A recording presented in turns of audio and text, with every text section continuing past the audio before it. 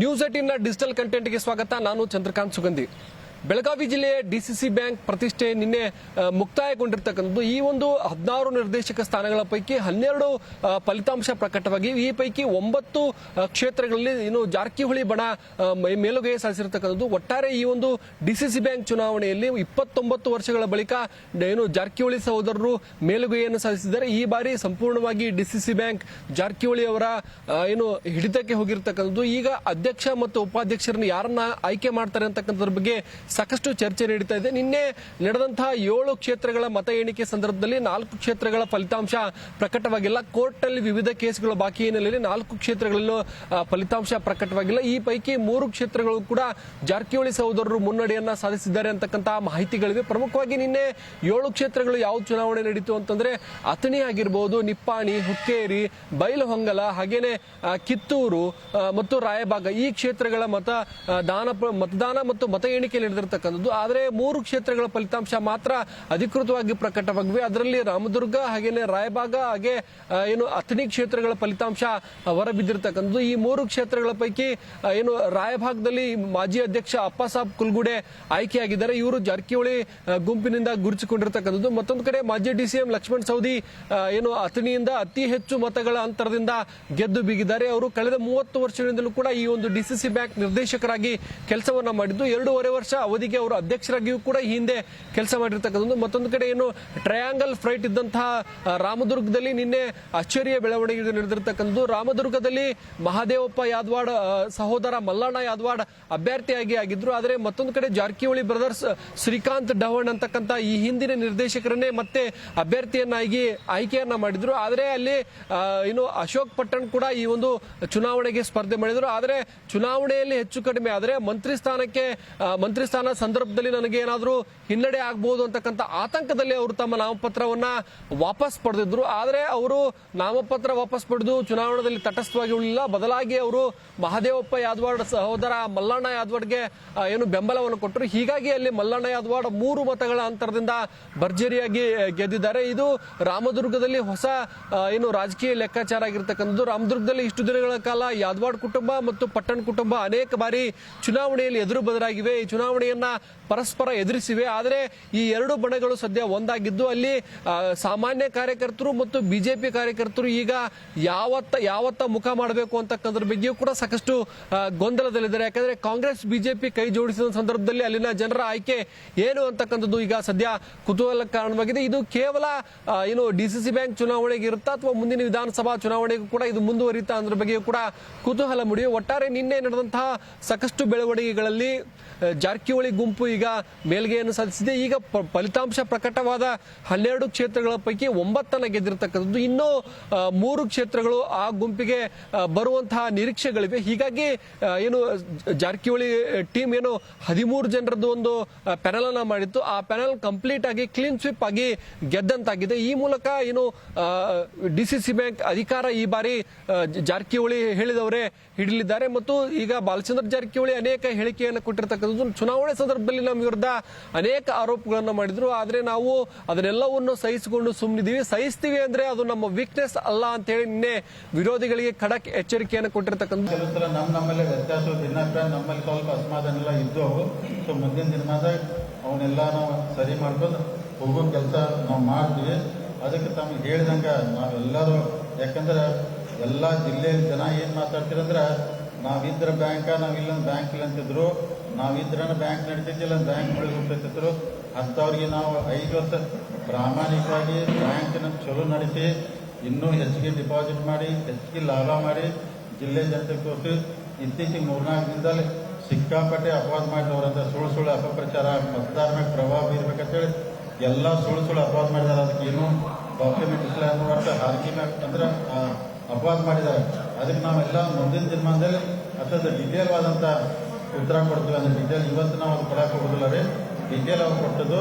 ಅದಕ್ಕೆ ಇವತ್ತೆಲ್ಲ ಯಾಕಂದ್ರೆ ಮಾನ್ಯ ಉಸ್ತುವಾರಿ ಸಚಿವರು ಶ್ರೀಮತಿ ಲಕ್ಷ್ಮೀ ಹೆಬ್ಬಾಳ್ಕರ್ ಅವರು ಇವರೆಲ್ಲರೂ ಸಹಕಾರದಿಂದ ನಾವಂದ್ರೆ ಇನ್ನೂ ಈ ಬ್ಯಾಂಕಿನ ಗಟ್ಟಿಯಾಗಿ ನಡೆಸಬೇಕನ್ನೆಲ್ಲ ಪ್ರಾಮಾಣಿಕವಾದಂಥ ಪ್ರಯತ್ನ ಮಾಡ್ತೀವಿ.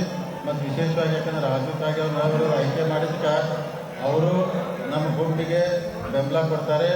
ಮತ್ತು ಏನು ಲಿಂಗಾಯತ ಸಮುದಾಯದವರನ್ನು ನಾವು ಅಧ್ಯಕ್ಷರನ್ನಾಗಿ ಮಾಡ್ತೀವಿ. ಡಿಸಿಸಿ ಬ್ಯಾಂಕ್ ಮೇಲೆ ನಾವು ಹಿಡಿತ ಸಾಧಿಸಬೇಕು, ಡಿಸಿಸಿ ಬ್ಯಾಂಕ್ ನ ಗೆಲ್ಲಬೇಕು ಅಂತೇಳಿ ಸುಮಾರು 29 ವರ್ಷಗಳಿಂದ ನಮ್ಮ ಕನಸಾಗಿತ್ತು. ಆ ಕನಸು ಈಗ ಈಡೇರಿದೆ. ಜಿಲ್ಲೆಯ ಜನರಿಗೆ ಉತ್ತಮ ಬ್ಯಾಂಕ್ ನ ಸೌಲಭ್ಯ ಕೊಡ್ತೀವಿ, ರೈತರಿಗೆ ಸೌಲಭ್ಯ ಕೊಡ್ತೀವಿ ಅಂತೇಳಿ ಸ್ಪಷ್ಟನೆ ಕೊಟ್ಟಿರ್ತಕ್ಕಂಥದ್ದು. ಮತ್ತೊಂದು ಕಡೆ ಸತೀಶ್ ಜಾರಕಿಹೊಳಿ ಕೂಡ ಈ ಒಂದು ಗೆಲುವಿನ ಬಗ್ಗೆ ಸಾಕಷ್ಟು ಮಾತುಗಳನ್ನು ಆಡಿದ್ದಾರೆ. ಸಚಿವ ಸತೀಶ್ ಜಾರಕಿಹೊಳಿ ಕೂಡ ಏನು ಮಾಜಿ ಡಿಸಿಎಂ ಲಕ್ಷ್ಮಣ ಸವದಿ ಅವರಿಗೆ ಟಾಂಗ್ ಕೊಡುವಂತ ಕೆಲಸವನ್ನ ಮಾಡಿದ್ರು. ಅಧ್ಯಕ್ಷರು ಯಾರಾಗ್ತಾರೆ ಅಂತ ಹೇಳಿ ಕಾದು ನೋಡಿ ಅಂತ ಹೇಳಿದಂತ ಲಕ್ಷ್ಮಣ ಸವದಿಗೆ ಈ ಒಂದು ಲಕ್ಷ್ಮಣ ಸವದಿ ಅವರು ಹೊಸ ಬೀಜವನ್ನ ಬಿತ್ತನೆ ಮಾಡಿದ್ದಾರೆ. ಇದು ಮುಂದಿನ ಯಾವ ರೀತಿ ಪರಿಣಾಮ ಬೀರುತ್ತೆ ನೋಡಬೇಕು. ಆದ್ರೆ ನಮ್ಮ ಗುಂಪಿನವರು ಯಾರು ಕೂಡ ಏನು ಆ ಕಡೆ ಹೋಗಲ್ಲ, ನಮ್ಮವರೇ ಅಧ್ಯಕ್ಷರಾಗ್ತಾರೆ ಅಂತೇಳಿ ಸತೀಶ್ ಜಾರಕಿಹೊಳಿ ಕೂಡ ನಿನ್ನೆ ಸ್ಪಷ್ಟವಾಗಿ ಹೇಳಿರ್ತಕ್ಕಂಥದ್ದು. ಬಹಳಷ್ಟು ಇದರಲ್ಲಿ ಚುನಾವಣೆ ಗೆಲ್ಲುದ ಇಲ್ಲದ ಗೊತ್ತಿದ್ದ ಮುಂಚೆ ಆದರೂ ಕೂಡ ಅಪಪ್ರಚಾರ ಮಾಡಿ ನಾವು ಇಲ್ಲಿ ಗೆಲ್ತೀವಿ, ಅಲ್ಲಿ ಗೆಲ್ತೀವಿ, ಇಲ್ಲಿ ಗೆಲ್ತೀವಿ ಅಂತ ಕೂಡ ಹೇಳುವಂತ ಮಾಡಿದ್ದಾರೆ. ಇನ್ನು ಡಿಸಿಸಿ ಬ್ಯಾಂಕ್ ಚುನಾವಣೆ ಇಡೀ ರಾಜ್ಯದ ತುಂಬ ದೊಡ್ಡ ಪ್ರಚಾರ ಆಗಿದೆ. ಇವತ್ತಿಂದ ಅದಕ್ಕೆ ತೆರೆ ಬೀಳಬೇಕು. ಮತ್ತೆ ನಾಳೆ ಬೇರೆ ಯಾವ್ದಾರ ಕಡೆ ಜಿಲ್ಲೆಗೆ ಹೋಗಲಿ, ನಮ್ಮ ಜಿಲ್ಲೆ ಶಾಂತಿರಲಿ. ಇನ್ನೊಂದಲ್ಲ, ಈಗಾಗಲೇ ಲಕ್ಷ್ಮಣ ಸವದಿ ಅವರು ಅಲ್ಲೇ ಹೇಳಿದ್ದಾರೆ, ಮತ್ತೆ ನಾಳಿಂದ ಚರ್ಚೆಗೆ ಬರಬೇಕು, ನಾವೆಲ್ಲ ಒಂದೇ ಕ್ಷೇತ್ರದವ್ರು ಇಷ್ಟು ಜನ ಇದ್ದೀವಿ, ನಾವ್ಯಾಕೆ ಮಾಡಿದ್ರು ಅಂತ ಈಗಾಗಲೇ ಬೀಜ ಬಿತ್ತಿದ್ದಾರೆ. ಅದು ಯಾವುದೂ ಕೂಡ ವರ್ಕೌಟ್ ಆಗೋಲ್ಲ. ಇದೆಲ್ಲ ಕೂಡಿ ಚುನಾವಣೆ ಮಾಡಿದ್ದೀವಿ, ನಾವು ಹೆಚ್ಚು ನೀವು ಹೆಚ್ಚಲ್ಲ. ಯಾರು ಒಮ್ಮತದಿಂದ ಆಯ್ಕೆ ಮಾಡ್ತಾರೆ ಅಧ್ಯಕ್ಷ ಅವರು ಆಗ್ತಾರೆ. ಈ 13ರಲ್ಲಿ ಇವರು ಹೊರಗಡೆಯಿಂದ ಕೂತು ಈಗಾಗಲೇ ಹೊಸ ಅಂದರೆ ಮತ್ತೆ ಚರ್ಚೆಯಲ್ಲಿ ಇರಬೇಕಾದ ಅಧ್ಯಕ್ಷ ಆಗೋರಿಗೆ ಅಂತ ಒಂದು ಹೊಸ ತಳಿಯನ್ನು ಸಂಶೋಧನೆ ಮಾಡಿ ಬಿಟ್ಟಿದ್ದಾರೆ. ಅದ್ರ ಬಗ್ಗೆ ಚರ್ಚೆ ಬೇಡಂತ ತಮ್ಮಲ್ಲಿ ವಿನಂತಿ. ಬಹುಶಃ ಜಾಸ್ತಿ ಹೇಳೋದು ಅವಶ್ಯಕತೆ ಇಲ್ಲ. ಜನರ ಆಶೀರ್ವಾದ ನಮ್ಮ ಗುಂಪು ನಿರೀಕ್ಷೆಯಂತೆ ನಾವು ಇವತ್ತ ಡಿಸಿ ಬ್ಯಾಂಕನ್ನ ಅಧಿಕಾರ ಚುಕ್ಕಾಣಿ ಹಿಡಿಯಲಿ ಯಶಸ್ವಿಯಾಗಿದೆ. ಸತೀಶ್ ಜಾರಕಿಹೊಳಿ ಮತ್ತು ಈ ಒಂದು ಜಾರಕಿಹೊಳಿ ಗುಂಪಿನಲ್ಲಿರ್ತಕ್ಕಂಥ ಏನು ಅನೇಕರು ಈಗ ಅಧ್ಯಕ್ಷ ಆಕಾಂಕ್ಷಿಗಳಿಗಾಗಿ ಕಾಯ್ತಾ ಇದ್ದಾರೆ. ಮತ್ತು ಇನ್ನು 28ಕ್ಕೆ ಅಂದ್ರೆ ಇದೇ 28ಕ್ಕೆ ಇನ್ನುಳಿದ 4 ಕ್ಷೇತ್ರಗಳ ಏನು ಕೋರ್ಟ್ ತೀರ್ಪುಗಳು ಹೊರಬಿದ್ದು ಆವಾಗ ಫಲಿತಾಂಶ ಪ್ರಕಟವಾಗಲಿದೆ. ಏನು ಹುಕ್ಕೇರಿಯ ಫಲಿತಾಂಶವು ಕೂಡ ಈಗ ಸದ್ಯ ತಡೆ ಹಿಡಿದಿರ್ತಕ್ಕಂಥದ್ದು. ನಿಪ್ಪಾಣಿಯಿಂದ ಜೊಲ್ಲೆ ಚುನಾವಣೆಯಲ್ಲಿ ಮುಂದೆ ಇದ್ರು ಕೂಡ ಅವರ ಫಲಿತಾಂಶ ಪ್ರಕಟವಾಗಿಲ್ಲ. ಆದರೆ ಕಿತ್ತೂರು ಮಾತ್ರ ಇಂಟ್ರೆಸ್ಟಿಂಗ್ ಫೈಟ್ ಇದೆ. ಅಲ್ಲಿ ಏನು ಇಬ್ಬರು ತಲಾ ಸಮಬಲದ ಹೋರಾಟವನ್ನ ಮಾಡ್ತಾ ಇದ್ದಾರೆ. ಏನು ಕೋರ್ಟ್ ನಲ್ಲಿ ಏನು ಮುಚ್ಚಿದ ಲಕೋಟೆಯಲ್ಲಿ ಯಾರು ಮತವನ್ನ ಚಲಾವಣೆ ಮಾಡಿದ್ದಾರೆ, ಆ ಮುಚ್ಚಿದ ಲಕೋಟೆಯನ್ನು ಓಪನ್ ಮಾಡಿದಾಗ ಯಾರಿಗೆ ಮತ ಬಿದ್ದಿರುತ್ತೆ ಅವರು ಅಲ್ಲಿ ಆಯ್ಕೆ ಆಗೋದು ಬಹುತೇಕ ಖಚಿತ ಆಗಿರ್ತಕ್ಕಂಥದ್ದು. ಹೀಗಾಗಿ ಒಂದು ಮತದಿಂದ ಅಲ್ಲಿ ಏನು ನಾನಾ ಸಾಹೇಬ್ ಪಾಟೀಲ್ ಮುಂದೆ ಇದ್ದಾರೆ. ಇದು ಸಾಕಷ್ಟು ಕುತೂಹಲಕ್ಕೆ ಕಾರಣವಾಗಿದೆ. ಮತ್ತೊಂದು ಕಡೆ ಬೈಲಹೊಂಗಲದಲ್ಲಿ ಮಹಾಂತೇಶ್ ದೊಡ್ಡಗೌಡರು ಮತ್ತೊಮ್ಮೆ ವಿಜಯ ಸಾಧಿಸೋದು ಬಹುತೇಕ ಪಕ್ಕ. ಅದು ಕೋರ್ಟ್ ಅಲ್ಲಿ ಇರೋದ್ರಿಂದ ಅದರ ಫಲಿತಾಂಶವು ಕೂಡ 28ಕ್ಕೆ ಏನು ಪ್ರಕಟವಾಗಲಿದೆ. ಒಟ್ಟಾರೆ ಬೆಳಗಾವಿ ಡಿಸಿಸಿ ಬ್ಯಾಂಕ್ ಚುನಾವಣಾ ಏನಕ್ಕೆ ತೆರೆ ಬಿದ್ದಿರ್ತಕ್ಕಂಥದ್ದು. ಜಾರಕಿಹೊಳಿ ಬಣ ಕಳೆದ 29 ವರ್ಷಗಳಿಂದಲೂ ಕೂಡ ಏನು ಅಧಿಕಾರದ ಚುಕ್ಕಾಣಿ ಹಿಡಿಯೋಕೆ ಪ್ರಯತ್ನವನ್ನು ಮಾಡಿತ್ತು, ಅದರ ಕೊನೆಗೂ ಯಶಸ್ವಿಯಾಗಿದೆ. ಈಗ ಸದ್ಯ ಜಾರಕಿಹೊಳಿ ಸಹೋದರರು ಈ ಒಂದು ಚುನಾವಣೆಯನ್ನ ಏನು ಗೆದ್ದಿರ್ತಕ್ಕಂಥದ್ದು, ಅಧ್ಯಕ್ಷರನ್ನಾಗಿ ಯಾರನ್ನ ಮಾಡ್ತಾರೆ ಅಂತಕ್ಕಂಥ ಕುತೂಹಲ ಸದ್ಯ ಈಗ ಜಿಲ್ಲೆಯಾದ್ಯಂತ ವ್ಯಕ್ತವಾಗಿದೆ. ಇನ್ನು ಚುನಾವಣೆ ಸಂದರ್ಭದಲ್ಲಿ ಅನೇಕ ಟೀಕೆ, ಪರಸ್ಪರ ಆರೋಪ ಪ್ರತ್ಯಾರೋಪ ಬಂದರೂ ಕೂಡ ಏನು ಅದೆಲ್ಲವನ್ನು ಕೂಡ ಮೆಟ್ಟಿ ನಿಂತು ಈ ಒಂದು ಚುನಾವಣೆ ಸದ್ಯ ಮುಗ್ದಿರ್ತಕ್ಕಂಥದ್ದು. ಏನು ಕಳೆದ 10 ವರ್ಷಗಳ ಅವಧಿಯಲ್ಲಿ ಜಾರಕಿಹೊಳಿ ಸಹೋದರರು ಬ್ಯಾಂಕ್ ನಲ್ಲಿ ಕಿಂಗ್ ಮೇಕರ್ ಆಗಿದ್ರು. ಆದರೆ ಈಗ ಸಂಪೂರ್ಣವಾಗಿ ಬ್ಯಾಂಕ್ ಅನ್ನ ಅವರ ವಶಕ್ಕೆ ಪಡೆದಿದ್ದಾರೆ. ಏನು 3 ಜನ ಹೊರತುಪಡಿಸಿ ಅದರಲ್ಲಿ ರಮೇಶ್ ಕತ್ತಿ, ಮಾಜಿ ಡಿಸಿಎಂ ಲಕ್ಷ್ಮಣ ಸವದಿ, ಹಾಗೇನೆ ಮಲ್ಲಣ್ಣ ಯಾದವಾಡ 3 ಜನ ಹೊರತುಪಡಿಸಿ ಇನ್ನುಳಿದವರು ಎಲ್ಲರೂ ಕೂಡ ನಮ್ಮ ಬೆಂಬಲಕ್ಕಿದ್ದಾರೆ ಅಂತ ಹೇಳಿ ಅವರು ಸದ್ಯ ಘೋಷಣೆಯನ್ನ ಮಾಡಿರ್ತಕ್ಕಂಥದ್ದು. ಒಟ್ಟಾರೆ ಬೆಳಗಾವಿ ಡಿಸಿಸಿ ಬ್ಯಾಂಕ್ ಚುನಾವಣೆ ಇಡೀ ರಾಜ್ಯಾದ್ಯಂತ ಸಾಕಷ್ಟು ಸದ್ದು ಮಾಡಿತ್ತು. ಇಲ್ಲಿ ಜಾತಿಯಾಗಿರ್ಬೋದು ಮತ್ತು ವಿವಿಧ ಟ್ರಂಪ್ ಕಾರ್ಡ್ಗಳು ಪ್ರಯೋಗ ಆಗಿದ್ವು. ಆದರೆ ಅವೆಲ್ಲವನ್ನು ಮೀರಿ ಈಗ ಮತದಾರ ಏನು PKPS ನ ಮತಪ್ರತಿನಿಧಿಗಳು ಕೂಡ ತಮ್ಮ ಹಕ್ಕನ್ನು ಚಲಾವಣೆ ಮಾಡಿದ್ದಾರೆ. ಈಗ ಏನು ಜಾರಕಿಹೊಳಿ ಬಣ ಈ ಒಂದು ಚುನಾವಣೆಯಲ್ಲಿ ಗೆದ್ದಿದೆ. ರಾಯಬಾಗದಲ್ಲಿ ಅಕ್ರಮ ಆಗಿದೆ ಅಂತಕ್ಕಂಥದ್ರ ಬಗ್ಗೆಯೂ ಕೂಡ ನಿನ್ನೆ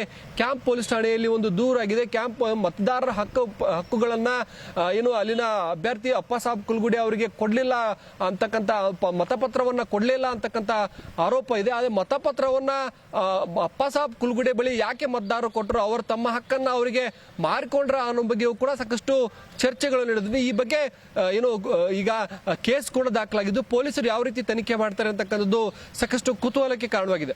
ನಿರ್ಭೀತ, ನಿಷ್ಪಕ್ಷಪಾತ, ವಿಶ್ವಾಸಾರ್ಹ ಸುದ್ದಿಗಳಿಗೆ ಮತ್ತೊಂದು ಹೆಸರಾಗಿರುವ ನ್ಯೂಸ್ 18 ಕನ್ನಡ ಈಗ ಆಪ್ನಲ್ಲೂ ಲಭ್ಯವಿದೆ. ದಯವಿಟ್ಟು ಇಲ್ಲಿರುವ QR ಕೋಡ್ ಸ್ಕ್ಯಾನ್ ಮಾಡಿಕೊಂಡು ಆಪ್ ಡೌನ್ಲೋಡ್ ಮಾಡೋದಕ್ಕೆ ಮರಿಬೇಡಿ. ನಿಮ್ಮ ಬೆಂಬಲ ಹೀಗೆ ಸದಾ ನಮ್ಮೊಂದಿಗಿರಲಿ. ಧನ್ಯವಾದ.